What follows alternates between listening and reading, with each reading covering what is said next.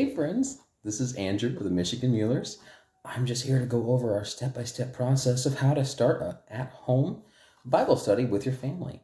Our easy 10-step process is a basic concept of just how to get a Bible study going in your home at a successful beginner level. All right, so let's get into it.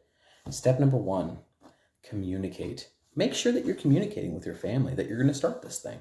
Don't make it a power trip of, I'm going to do this and you guys are going to do it no matter what.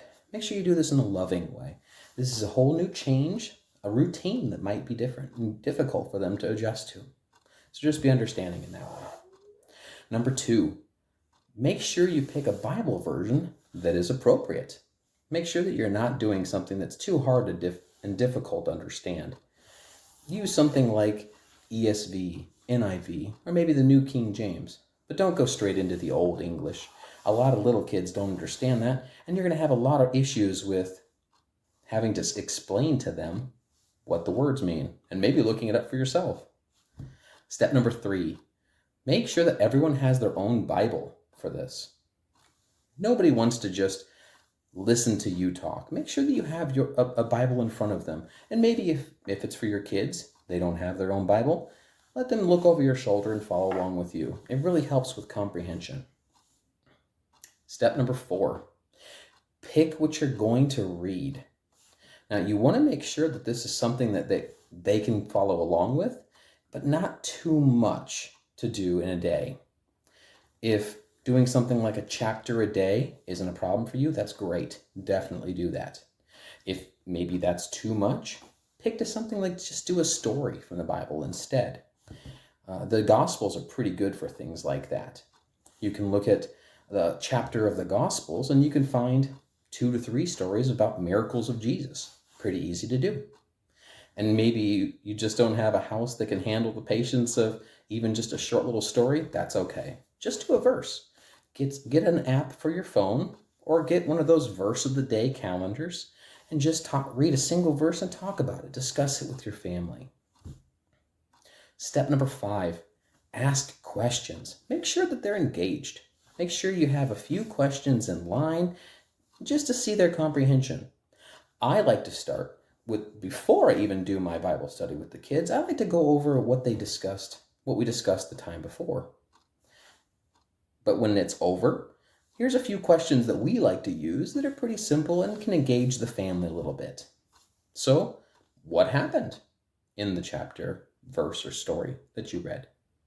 Did anything stand out to you, whether it was good or bad? What's something that you learned? Did anything not make sense, or was it hard to understand? And at the end, we like to always ask, do you have any questions? Easy one to go with.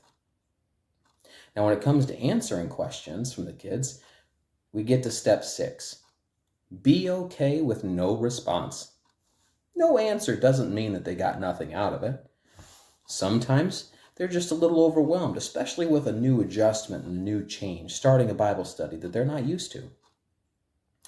Also, offer them a little grace. Maybe give them the answer to that question. Tell them what you thought. It lets them understand how you're feeling. Step number 7. It's okay if you don't have the answers to their questions. Not all of us have all the answers. I know I don't. So just make sure you let them know that you don't know. Be open and honest. And if you want to, tell them, I'll go look into it and I'll get you the answer. We all know how to Google and look in our Bibles ourselves. So just make sure that you do that if you tell them you will. Step number 8, make time to do this on a regular basis, but don't overdo it. If you're going to do this on a regular basis, make sure that you have time set aside that you do this. Now, don't be irresponsible with your time. Everyone has many obligations. Just make sure that there's time. If you happen to miss a day, that's okay. You don't have to call it a failure.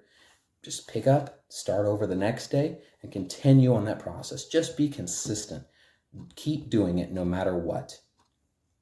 Don't give up. Step 9, pray.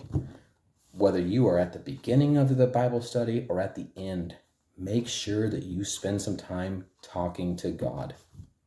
Now, it doesn't have to be anything fancy, but just make sure you're asking God to help them understand what they're reading and hearing. Make sure that you ask God to help them apply it to their lives and to your life, and that it can influence you. And then step number 10, don't do this as a way of just checking a box. If you aren't interested, neither are they. If you just go through the motions, so will they. And they'll know that you're doing that. So do this because you want to get something out of this for yourself and for your family. Make sure that you're doing this for the right reasons.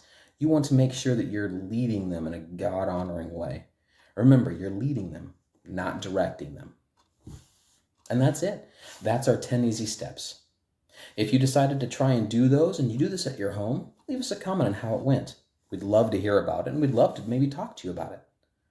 If you enjoyed the video, hit a like and subscribe at the bottom, and be sure to click the bell icon to turn on notifications for all of our future videos.